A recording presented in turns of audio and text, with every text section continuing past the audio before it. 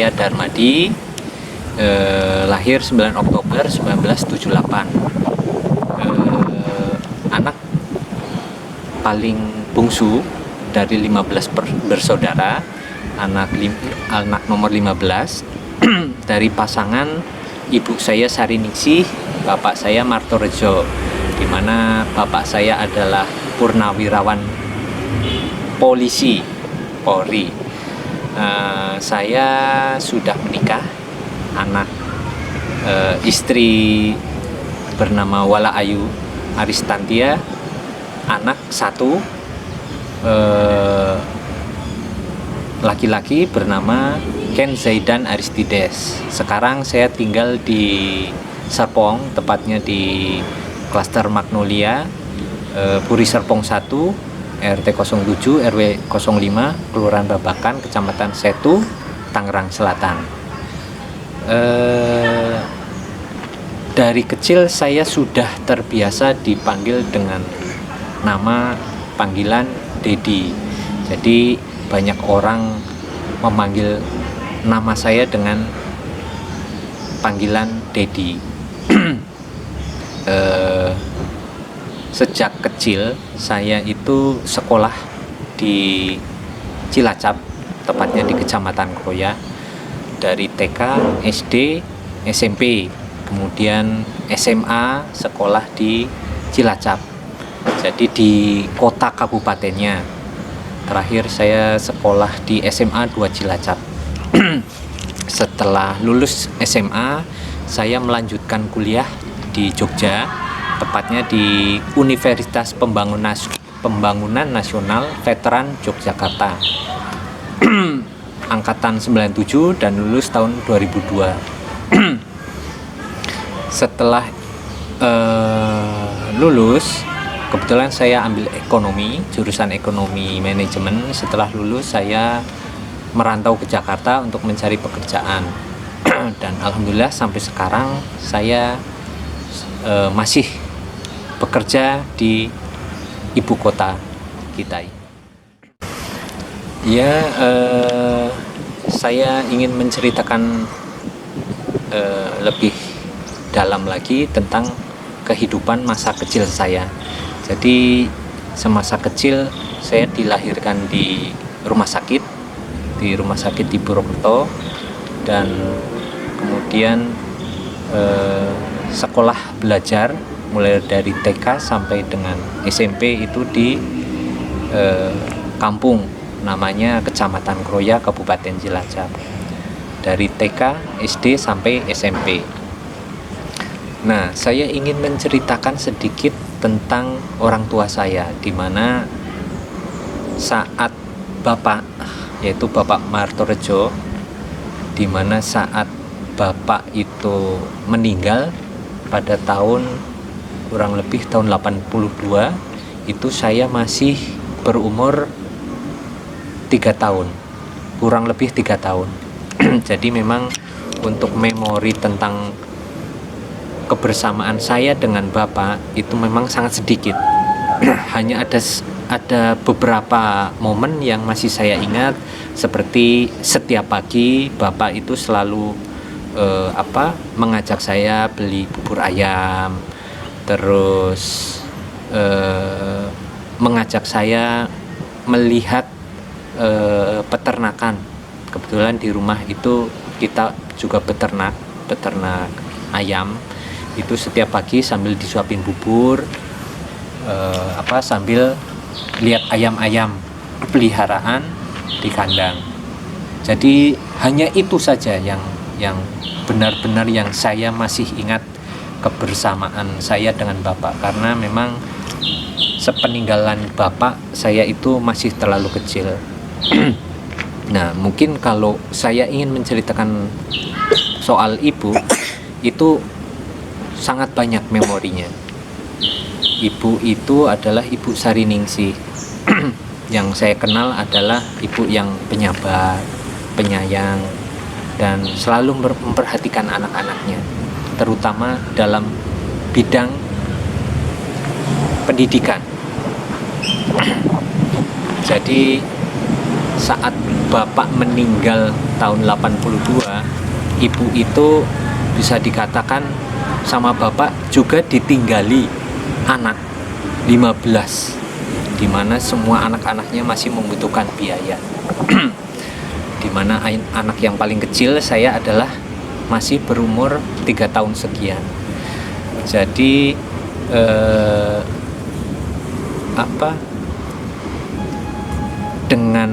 dengan menghidupi 15 anak itu, mama hanya bekerja sebagai pedagang, jaga kios, dimana kios itu pun bukan milik pribadi, kios itu adalah milik Mbah. Jadi suruh nungguin di kios di pasar, nanti dikasih uang. Dengan penghasilan pensiunan Purnawirawan Polri Bapak ditambah penghasilan dari jaga kios Mbah di pasar, itu kurang mencukupi untuk menghidupi anak sebanyak itu, 15 orang. Dengan kreativitasnya, mama itu berusaha memenuhi kebutuhan anak dengan jalan berjualan, yaitu berjualan gorengan dan berjualan es lilin.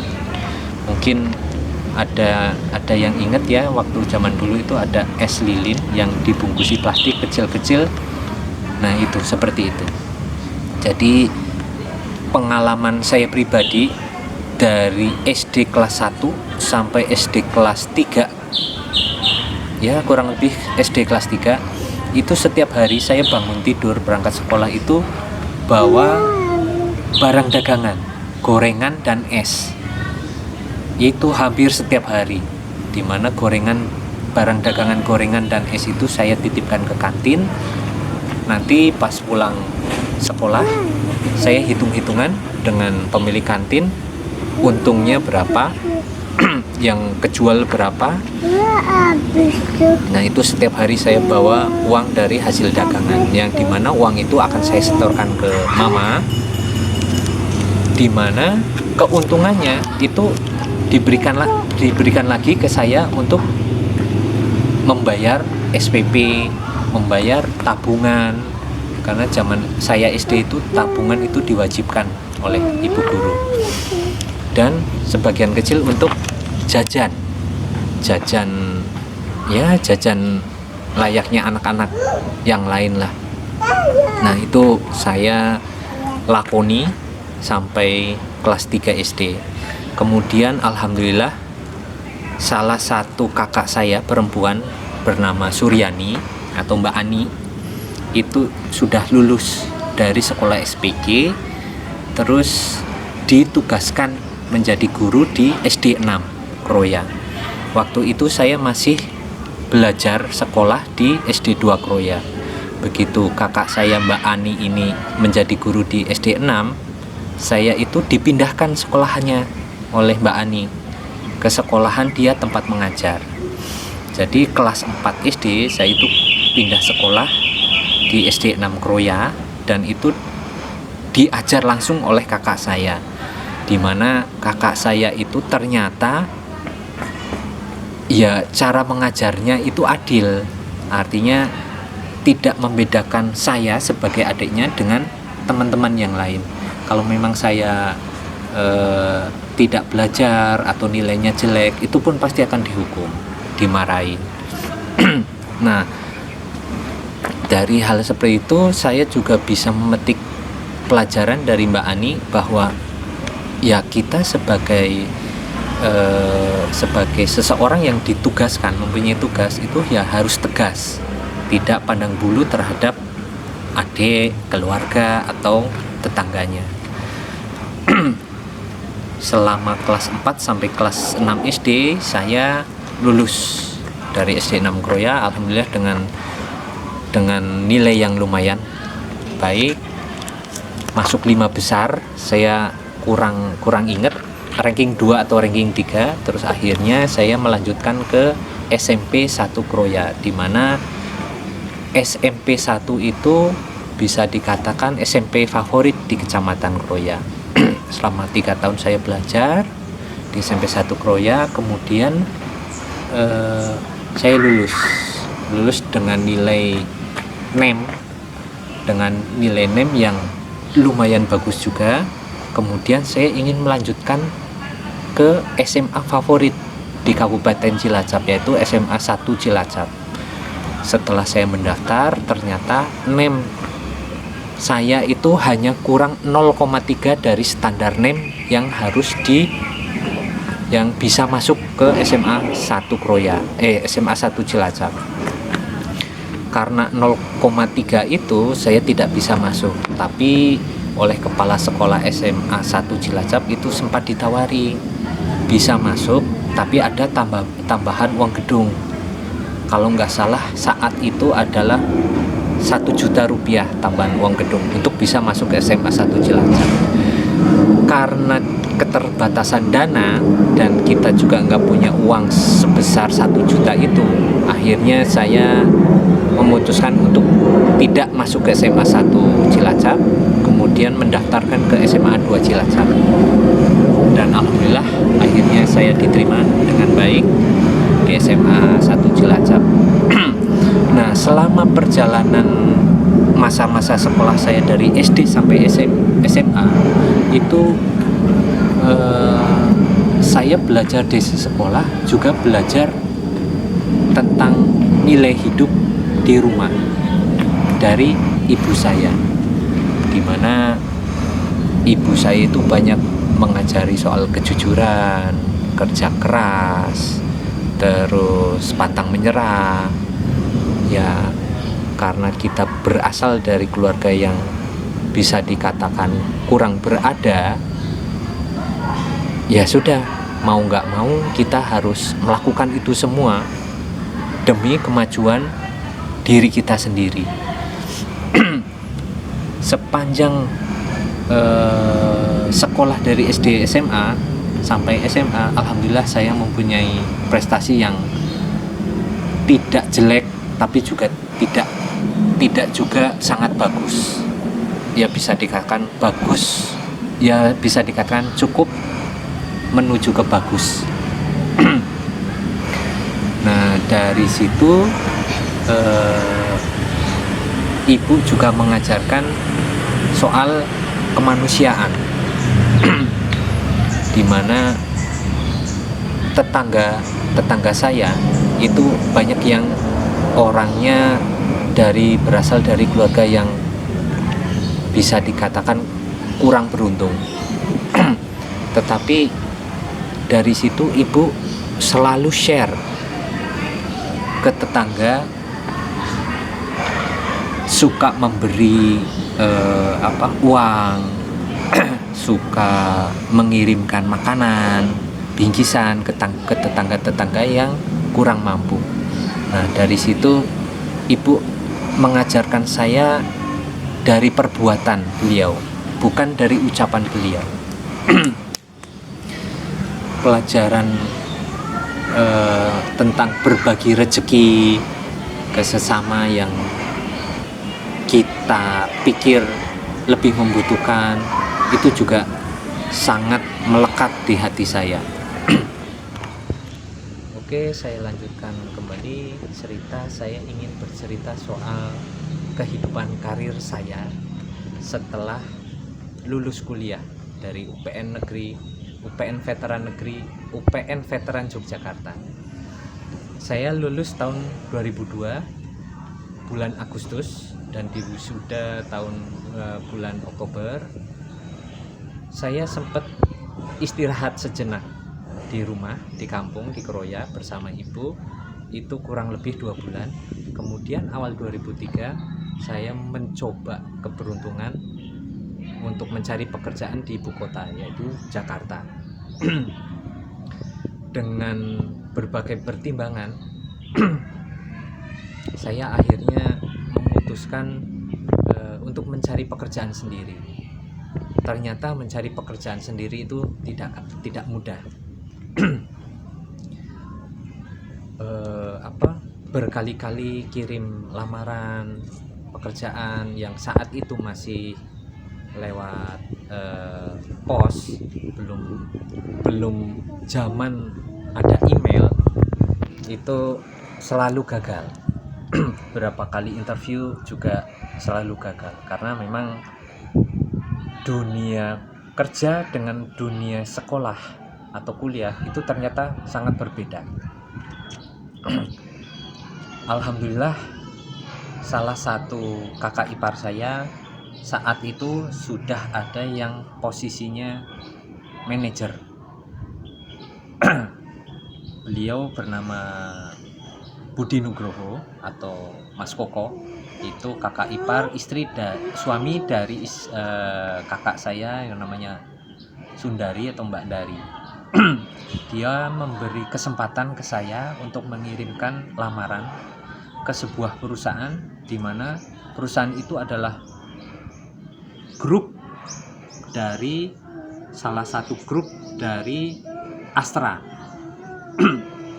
Nah, saya coba memasukkan lamaran itu, dan alhamdulillah ada panggilan kerja, ada panggilan interview. Kemudian saya interview, singkat cerita saya diterima di situ, di mana saya ditempatkan di bisa dikatakan perusahaan di mana kantornya adalah base campnya pendiri Astra, yaitu William Suryajaya, di mana waktu itu Om William Suryajaya biasa kita panggil, karyawan memanggil beliau Om Willem. Nah, kantornya ada di Taman Tanah Abang 2, Jakarta Pusat, Cideng, Jakarta Pusat. Itu lebih dekat ke kantor Pas Pampres. Di situ saya memulai karir di Jakarta. Dan ternyata di perusahaan tempat saya bekerja, saya langsung diberi tanggung jawab untuk sekaligus memegang akunting 3 perusahaan, di mana perusahaan ini adalah anak perusahaan dari grupnya Astra. Yang pertama adalah PT Sari Segar Husada. Dia itu adalah produksi nata de coco powder yang khusus diekspor ke Eropa.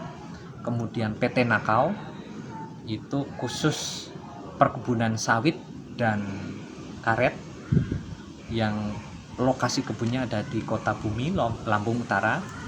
Kemudian satu lagi adalah PT NFU atau Non Verindo Utama. Perusahaan NFU ini memproduksi recycle atau daur ulang timah hitam, lead ingot, yang bahan baku aki, baik itu aki mobil, aki motor, itu elemen-elemen di dalamnya itu didaur ulang.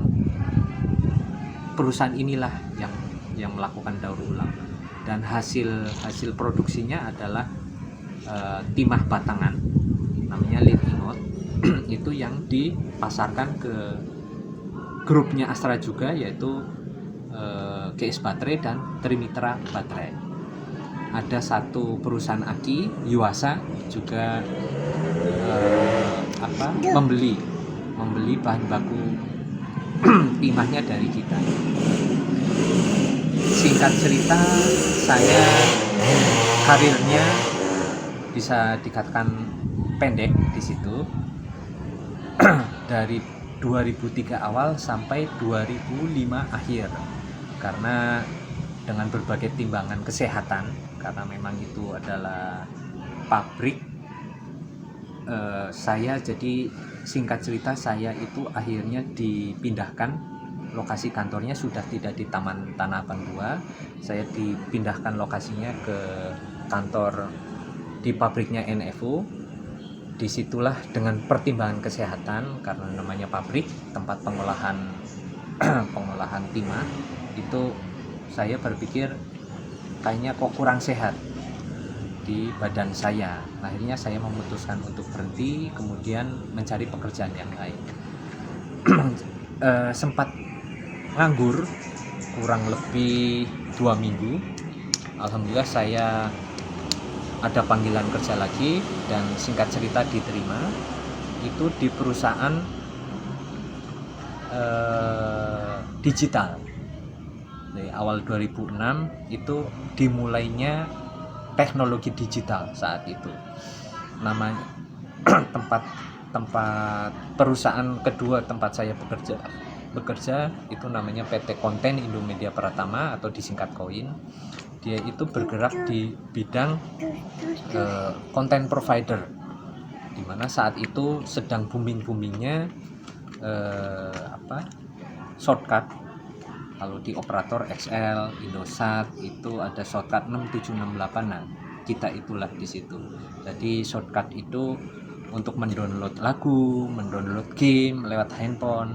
Nah, itulah awal era digitalisasi teknologi gadget 2006 itu. Nah, singkat cerita, PT Konten itu masih di bawah naungan masih di bawah naungan Indomedia Group, di mana Indomedia Group juga perusahaan grup juga. Perusahaannya itu total ada 14 perusahaan, kalau nggak salah ya 14 perusahaan. Kemudian alhamdulillah, singkat cerita, selama 1 tahun bekerja di PT KOIN ini, saya itu dipercaya sama CEO-nya Indomedia Group untuk memegang keuangan akunting di holdingnya, yaitu di Indomedia Group, di mana Indomedia Group itu bisnis andalannya adalah tabloid pulsa, PT Pulsa Indomedia Pratama. Nah, saya itu alhamdulillah dipercaya di kantor pusatnya untuk memegang semua perusahaan di bawah administrasinya, di bawah naungan saya. Singkat cerita, saya bekerja di situ kurang lebih 5 tahun, dari 2006 sampai 2011. Kemudian saya pada titik itu saya mengalami kejenuhan dalam bekerja di bidang-bidang itu saja. Akhirnya saya mencoba untuk berkarir di tempat lain.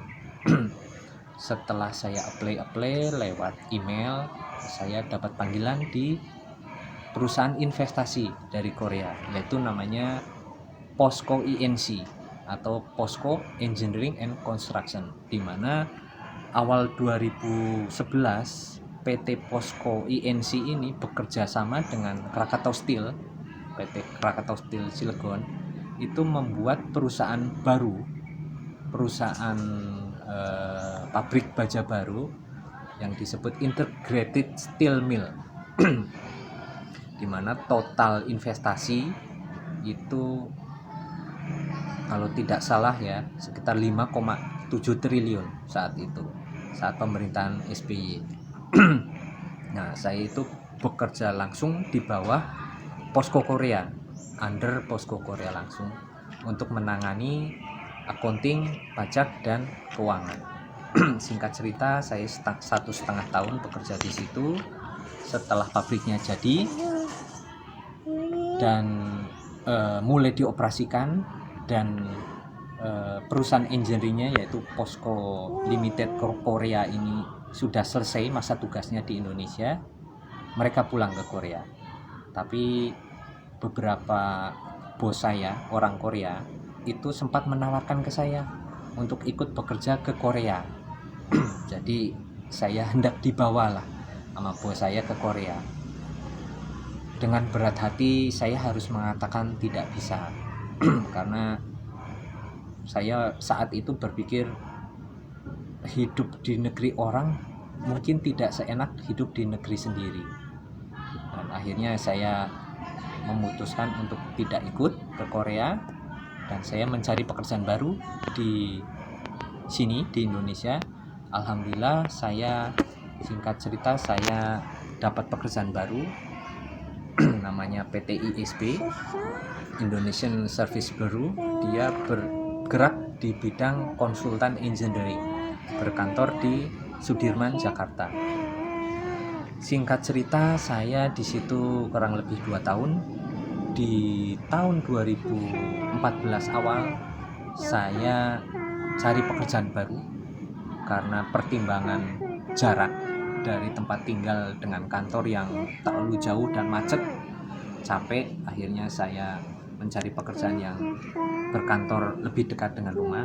Saya diterima di perusahaan engineering juga, konsultan engineering, namanya PT Z Indonesia, dan alhamdulillah dari tahun 2014 sampai tahun 2021 ini saya masih bekerja di perusahaan yang PT Z Indonesia ini.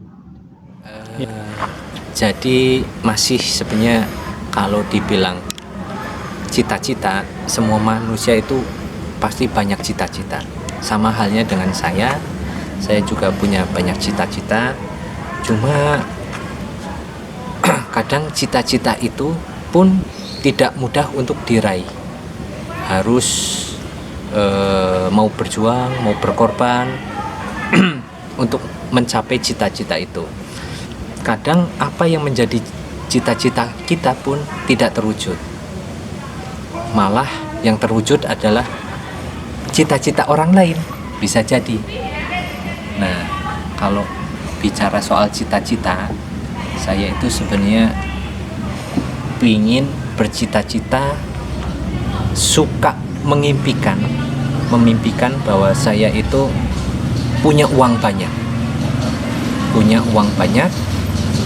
ya tentunya hasil dari kerja keras.